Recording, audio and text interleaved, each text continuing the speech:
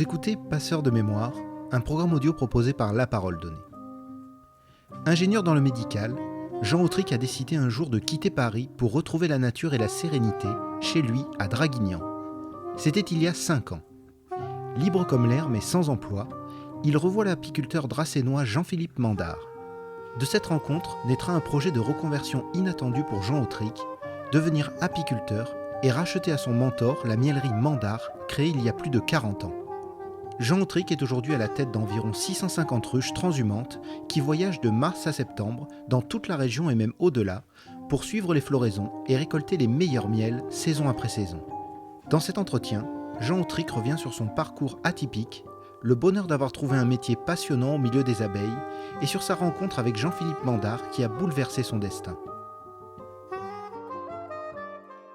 Donc je m'appelle Jean Autric, je suis dracénois à la base, je suis né à Draguignan. Donc j'ai fait, jusqu'à mes 15 ans, je suis resté à Draguignan et après pour mes études, j'ai pas mal vadrouillé. J'ai fait mon lycée à Marseille, donc en fait j'ai quitté assez tôt Draguignan. Mon lycée à Marseille, resté à Marseille pour le début de mes études. Et ensuite, j'ai quitté le sud de la France pour aller faire des études d'ingénieur à Rouen. Ingénieur dans le biomédical. Donc je suis resté 5-6 ans à Rouen pour après trouver un premier emploi à Paris en tant qu'ingénieur au siège social de clinique privée. J'y ai tenu à peu près 2 ans. 2 ans, ça a été très intéressant. Je ne connaissais pas Paris, donc ça a été en tout cas le début très agréable de découvrir un peu la vie parisienne, les musées, toute la culture qu'il peut y avoir, et en même temps aussi le premier boulot, donc le début un peu de la liberté. Donc voilà, première année très sympa, et après on commence à rentrer dans le rythme un peu moins sympa, disons, avec le travail, on a l'impression qu'il prend toute la place. On se lève le matin pour prendre le métro, pour aller travailler, pour rentrer le soir et se coucher, reprendre traditionnelle vie parisienne. Donc j'ai vite vu que ça m'allait pas, que je m'épanouissais pas là-dedans. Donc voilà, rapidement, au bout de 2 ans, j'ai donné ma démission pour rentrer dans le sud, sans savoir quoi faire du tout. J'ai eu la chance d'avoir des parents qui ont pu m'accueillir. J'avais quel âge, 27 ans, 26 ans, je sais plus. Donc des parents qui ont pu m'héberger le temps de se retourner. Donc c'est déjà une chance parce que c'est pas possible pour tout le monde. Donc voilà, vraiment je savais pas du tout quoi faire. Donc en arrivant ici, déjà c'est une envie que j'avais, je suis parti marcher. Je suis parti marcher pendant un gros mois. Je suis parti d'ici avec mon sac à dos et je suis allé en Italie. Donc histoire de faire le point, et voilà, c'était quelque chose que j'avais envie de faire, de savoir ce que c'est de se débrouiller comme ça. Je suis parti avec ma tante et donc voilà, c'était très intéressant. Et en rentrant de cette marche, je suis venu voir Monsieur Mandard, que je connaissais un peu de nom. Mon frère avait déjà un peu travaillé avec lui. Donc je suis venu le voir en lui disant j'ai un peu de temps, si tu as du boulot, je serais curieux d'aller voir les ruches. Donc on a commencé comme ça, on est parti faire une récolte. Et de fil en aiguille, j'ai découvert l'apiculture, tout ce qui tourne autour de l'apiculture. Et c'est quelque chose, j'ai tout de suite accroché. Je connaissais vraiment pas du tout. Et donc je me suis vite orienté vers ça.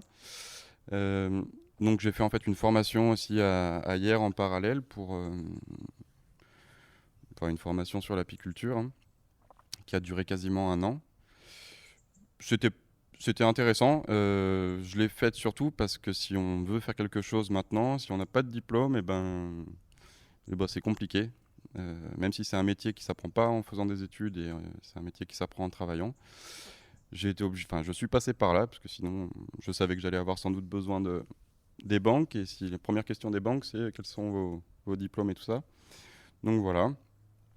Et après cette formation, tout de suite, Monsieur Mandard m'a employé quelque temps. Et donc l'idée après de reprendre la suite est tout de suite venue.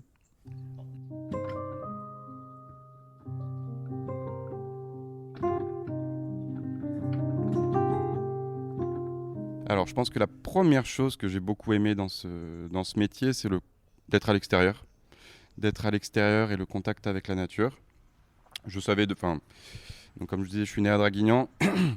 Je me souviens que tout de suite, enfant, je passais avec mes frères, on a toujours passé notre temps dehors, voilà, à être à l'extérieur.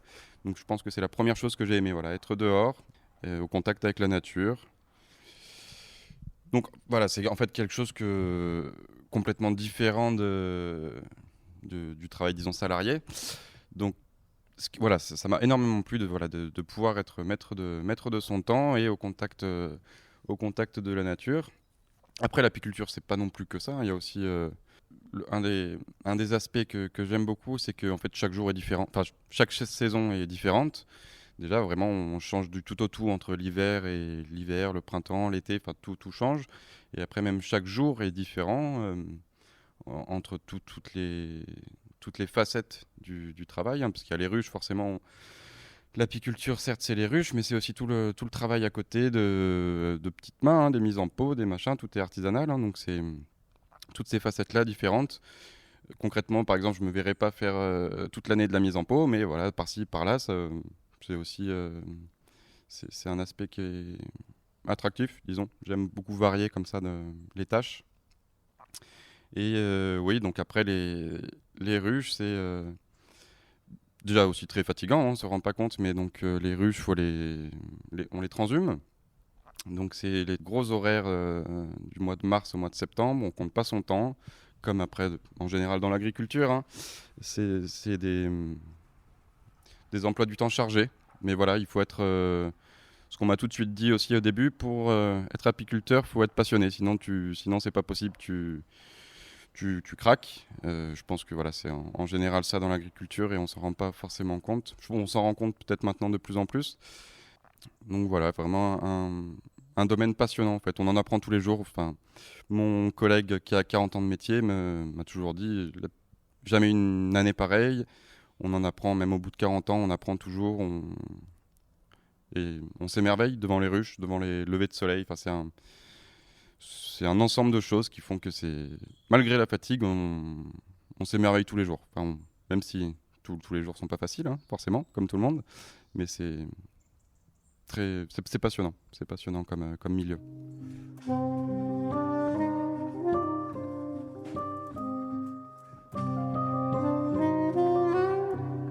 Alors, plutôt que 4 saisons, on pourrait résumer ça en fait en 2 saisons. Il y a la saison où on s'occupe des ruches. On travaille sur les ruches du mois de mars au mois de septembre, octobre. Voilà, là, on est début octobre. Je termine d'hiverner les ruches. Donc là, c'est vérifier qu'elles aillent toutes bien. On a eu une année assez difficile là au niveau météo et climat. Donc les ruches ont assez souffert. Donc il y a un peu plus de travail que d'habitude pour, euh, pour qu'elles passent un bon hiver. Donc voilà, on pourrait résumer ça en 2 saisons. La saison où on s'occupe des ruches et après la saison plus calme où les ruches hivernent. Donc elles restent dans les ruches et normalement il n'y a pas besoin d'intervenir. Mais par contre, c'est tout le travail de mielerie, donc remise en état du matériel, les mises en pot, les étiquetages, etc. pour repartir tout de suite en février-mars sur une nouvelle saison. On ne se rend pas compte, mais en fait, à chaque fois, on se dit en hiver qu'on a le temps de faire ci, de faire ça. Mais ça passe très très vite et faut être prêt d'attaque. Après, c'est une organisation, mais d'attaque pour la saison qui vient. Donc une saison un peu plus calme et une saison à 200%. Je ne l'ai pas dit, hein, mais nous, on a grosso modo 650 ruches. L'hivernage se passe, ça c'est des choix, hein, tout le monde ne fait pas la même chose. Nous, on hiverne toutes nos ruches dans le massif des Morts et dans le massif de l'Estérel, donc vers la côte. Il y a 7 ou 8 emplacements avec toutes les ruches. On a choisi de les hiverner là-bas parce qu'il y a toujours des petites floraisons en hiver. Le climat est un peu plus doux et il y a les premières floraisons au printemps. Enfin, c'est là que les premières fleurs arrivent avec la bruyère blanche. Donc elles passent tout l'hiver là-bas. Et après, quand la saison recommence, on les transhume les transhumances, on pourrait résumer en fait qu'on suit le printemps. Le printemps commence sur la côte, et après, au fur et à mesure, mars, avril, etc., on commence à remonter les ruches, soit dans le Haut-Var, soit à la montagne, soit des plus grosses transhumances, parce qu'on monte jusque dans l'Ain, au-dessus de Lyon pour différentes productions de miel. Donc dans l'Ain, donc les plus grosses transhumances, on y va pour faire le miel d'acacia, le miel de tilleul et quelquefois du châtaignier. Après, donc, on va à la montagne faire du miel de montagne. Chez nous, dans le Var, on fait donc, comme je vous disais tout à l'heure, la première floraison, c'est le miel de bruyère, le romarin. Après, on terminait en juillet dans les Alpes de Haute-Provence, là, sur le plateau de Valençol, avec le miel de lavande, qui est le miel star de chez nous. Et voilà, on peut monter aussi vers Grenoble pour faire du miel de châtaignier, aussi du miel de montagne. Voilà, on a une grosse variété de miel. L'apiculture aussi, j'en ai pas parlé, mais il y a énormément de métiers, disons, dans l'apiculture. L'apiculture, ça peut être très vaste. Nous, concrètement, on est vraiment spécialisé dans le miel. Nous, on fait que production de miel et on consacre notre temps avec toutes nos ruches pour faire tous ces miels différents. Mais dans l'apiculture, on peut retrouver l'élevage aussi. Il y a des apiculteurs qui sont spécialisés dans l'élevage d'essaims, l'élevage de rennes. Des apiculteurs qui sont spécialisés dans la gelée royale, le pollen, et beaucoup de choses différentes. Il y a aussi de la pollinisation. Certains agriculteurs demandent à des apiculteurs d'amener des ruches pour la pollinisation de certaines cultures comme l'abricotier, etc. Nous, on ne fait pas du tout. Voilà. Nous, on reste sur le miel et on a assez de travail là-dessus.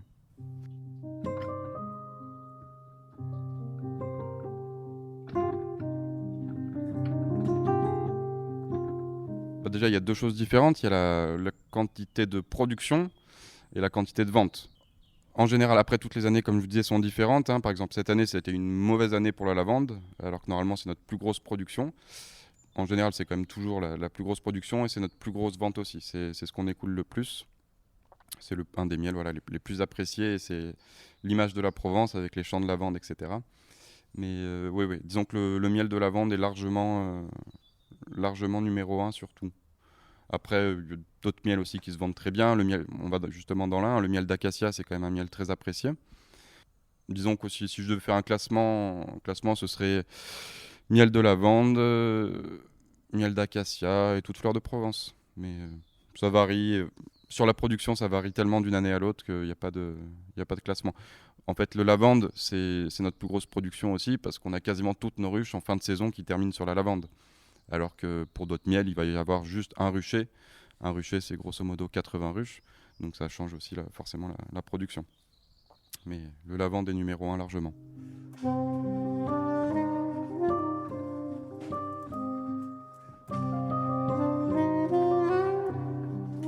Le label rouge, qui fonctionne aussi avec donc l'IGP Provence, ça a été mis en place, je vais vous dire des bêtises parce que j'ai plus les dates en tête, mais c'était il y a une quinzaine d'années, je dirais. Ça a été mis en place en fait par les apiculteurs de la région pour déjà en fait protéger le mot Provence. Donc ça c'est pour l'IGP, pour éviter les contrefaçons et d'avoir du miel de Provence qui vient de partout dans le monde. Donc l'IGP et le label rouge fonctionnent ensemble. Ça a été vraiment mis en place pour déjà protéger et aussi pour donner un gage de qualité à nos miels. Ça a été mis en fait en place à une époque où le miel ne se vendait pas très bien. Il n'y avait pas l'engouement qu'il y a actuellement sur le miel. Donc ça a été mis en place pour ça. Donc le label rouge, en fait, c'est un gage de qualité sur les miels. Donc le label rouge n'existe que sur le lavande et sur toute fleur de Provence. La qualité au niveau du coup de la provenance déjà, pour avoir vraiment un miel de la région. Qualité sur la provenance, sur la qualité du miel avec donc des analyses sur les miels, aussi sur la miellerie et la façon de travailler, les équipements, etc. Donc tous les ans, c'est des contrôles et des analyses sur la qualité des miels.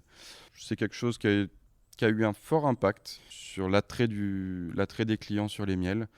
Une bonne chose et encore aujourd'hui, les gens sont vraiment attirés par le fait d'avoir le label rouge sur les étiquettes et sur les miels. C'est quelque chose qui rassure, on pourrait dire, la clientèle parce que on le voit depuis quelques années, les différents reportages sur justement les fraudes, sur tout ce qu'on consomme et en particulier là sur les miels avec tout ce qu'on voit qui vient d'ailleurs. Donc voilà, ça rassure les gens de savoir que c'est un miel de qualité.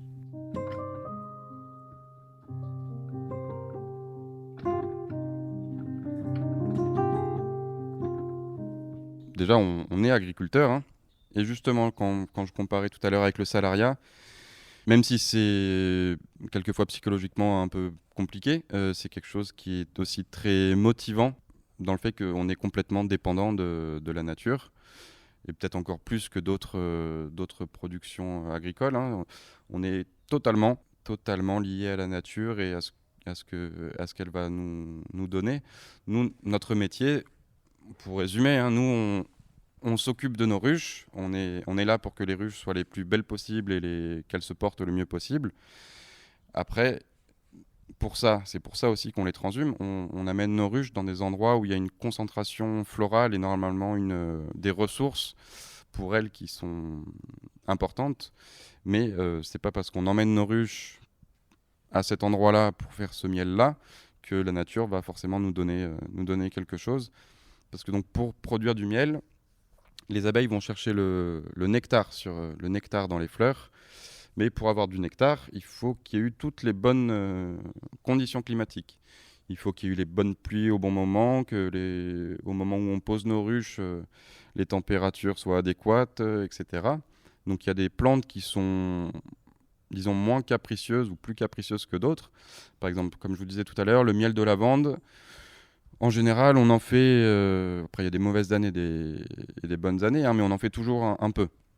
C'est une plante qui est moins capricieuse. Par exemple, cet été, là, qui était extrêmement sec et chaud, où en fait les fleurs, sur le plateau de Valensole, là, à peine les fleurs sortaient qu'elles grillaient sur place.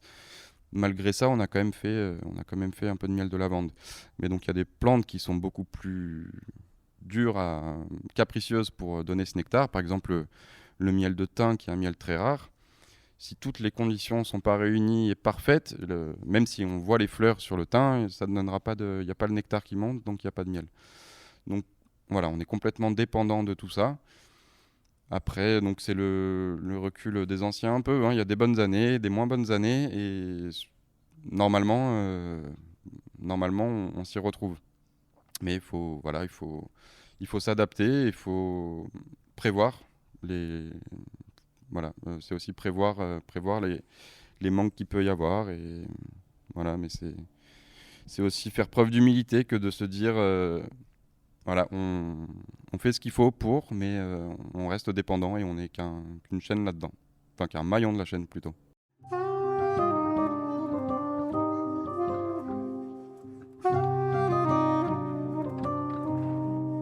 On essaie de les mettre au meilleur endroit possible. On essaie de les gâter, on pourrait dire. Après, le travail sur les ruches, je pense que déjà, il y a j'aime pas employer des mots anglais, mais un feeling qui doit se faire ou qui se fait pas, hein. Mais voilà, je pense qu'il y a une approche qui est pas explicable, où on a le truc ou on l'a pas. Disons que nous, on est là pour... c'est pas comme, on pourrait dire, du bétail, où là, il faut vraiment s'en occuper. Si on n'est pas là, quelqu'un qui a des chèvres, où il est là tous les matins, il faut qu'il s'en occupe. Nous, on est plus des gardiens. Normalement, une ruche se débrouille toute seule, sauf que si les conditions sont pas bonnes et si tout va pas bien, il faut qu'il y ait quelqu'un derrière qui soit là pour s'en occuper. Donc voilà, on est plus des gardiens, on est là pour surveiller et voilà, c'est une approche un peu différente. Mais non, c'est un apprentissage. Après voilà, en plus on a un gros nombre de ruches, nous, donc après il y a plein de façons de gérer l'apiculture. Moi, on voit une ruche, c'est une entité. On pourrait dire que l'animal, c'est la ruche. Et on voit pas, c'est pas chaque abeille. Une abeille déjà vit très peu de temps, hein, c'est 1 mois en saison. Donc voilà, c'est vraiment une entité. Il faut réussir à gérer l'entité en tant que telle.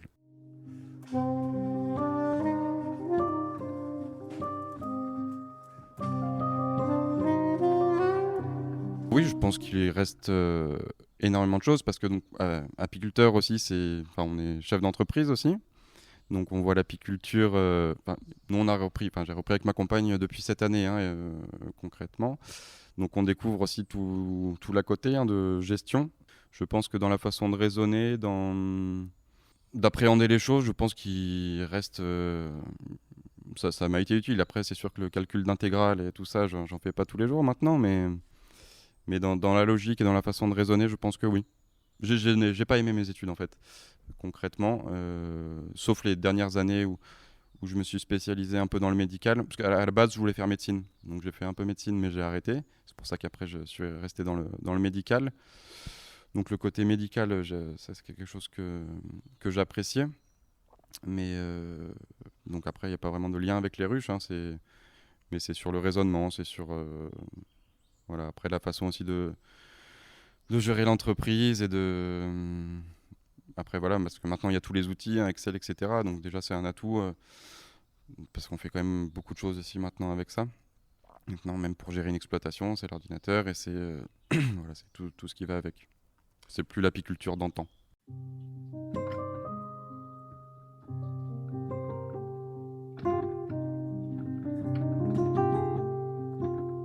Mes parents ont très bien réagi, hein. Après, donc, il y a le côté plus de la maman qui est inquiète que son fils quitte une bonne situation, hein, forcément. Et non, je me rappellerai toujours, hein, je leur ai annoncé en été que j'allais démissionner parce que ça me plaisait pas. Et tout de suite, ils ont été là pour me dire oui, si ça te plaît pas, change. Enfin, il n'y a pas eu de jugement ni rien. Non, malgré l'inquiétude voilà, de quitter une bonne situation, ils ont été là, pour m'accompagner, oui. Ouais. Non, ça s'est bien passé. Bah, c'est important aussi. Ils voyaient que j'étais pas épanoui aussi dans ce que je faisais. Donc, même si une bonne situation, c'est important aussi d'être épanoui dans ce qu'on fait.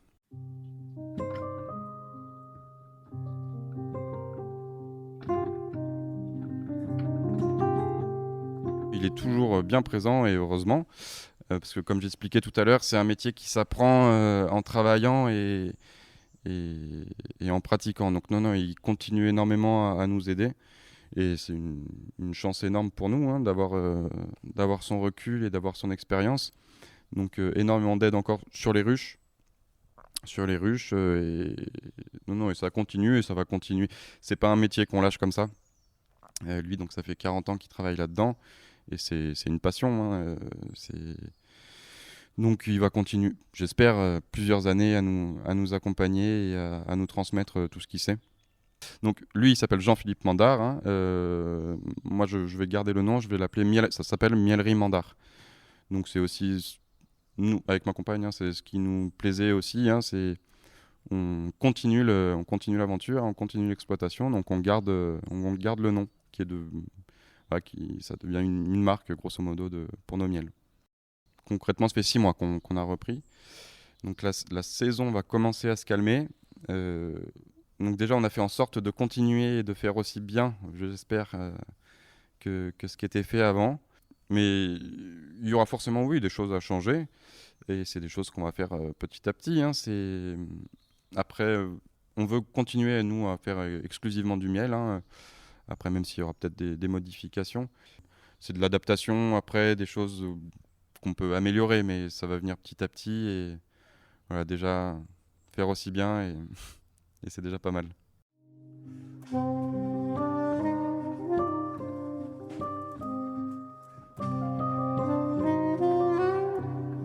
C'est un produit exceptionnel, le miel. C'est vrai qu'en travaillant dedans, des fois, on s'en rend même plus compte. Mais donc, déjà, c'est quelque chose d'impérissable. C'est quand même assez rare dans la nature, hein, quelque chose comme ça. Et comme je disais sur les ruches tout à l'heure, où on est là comme gardien des ruches, le miel aussi, on est là, nous on touche pas. La seule chose où on intervient, c'est pour extraire le miel des cadres, hein. C'est donc les abeilles, hein, qui le fabriquent. En fait, elles transforment donc le nectar, c'est 80% d'eau.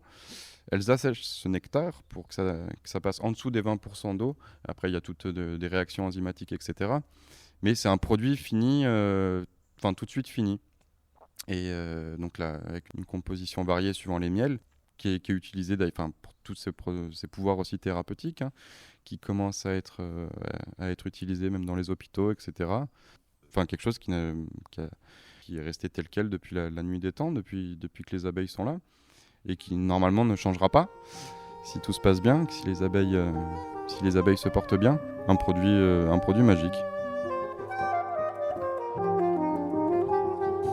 Merci d'avoir écouté cet épisode de La Parole Donnée. Vous pouvez nous suivre sur notre site et nos réseaux sociaux et nous soutenir via notre page Tipeee. À la semaine prochaine.